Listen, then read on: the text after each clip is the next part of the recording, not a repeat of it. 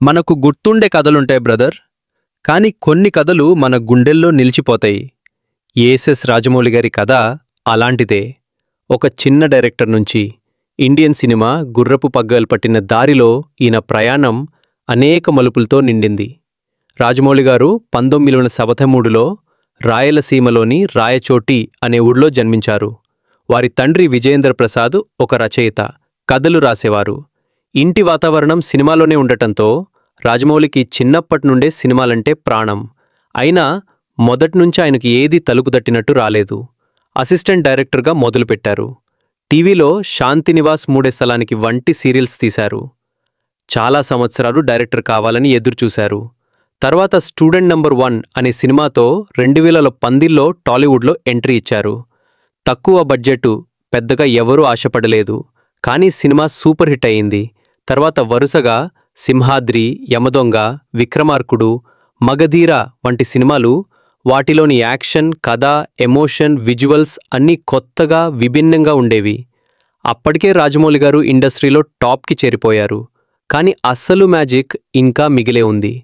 2015లో Baahubali the beginning, 2017లో Baahubali the conclusion. ఈ 2 సినిమాలు భారతీయ చలనచిత్ర చరిత్రలో శాశ్వతంగా నిలిచిపోయాయి. ఒక తెలుగు దర్శకుడు తీసిన సినిమా దేశం మొత్తాన్ని గర్వంగా మార్చింది. బాహుబలి ప్రపంచవ్యాప్తంగా 22,000 కోట్లకు పైగా కలెక్ట్ చేసి దేశం పేరు మారు గొప్పగా చేసింది. అయితే రాజమౌళి అక్కడే ఆగలేదు.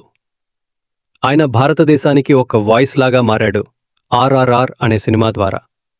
2022లో విడుదలైన RRR ఎన్టీఆర్ అండ్ రామ్ చరణ్ హీరోలు, ఇంగ్లీష్, తెలుగు, హిందీ భాషల్లో విడుదలై ప్రపంచాన్ని షేక్ చేసింది. RRR పాట నాటు నాటుకు ఆస్కార్ అవార్డు వచ్చింది. ఒక తెలుగు దర్శకుడు భారత సినిమా చరిత్రలో ప్రపంచ స్థాయిలో గుర్తింపు తెచ్చాడు. ఈ సినిమా తర్వాత రాజమౌళి గారు ఇండియన్ సినిమా అంబాసిడర్గా మారిపోయారు. ఈ కథేంటి అంటే బ్రదర్, ఒక తండ్రి కలల్ని తనదిగా మార్చుకున్న కుమారుడు కథ ఇది.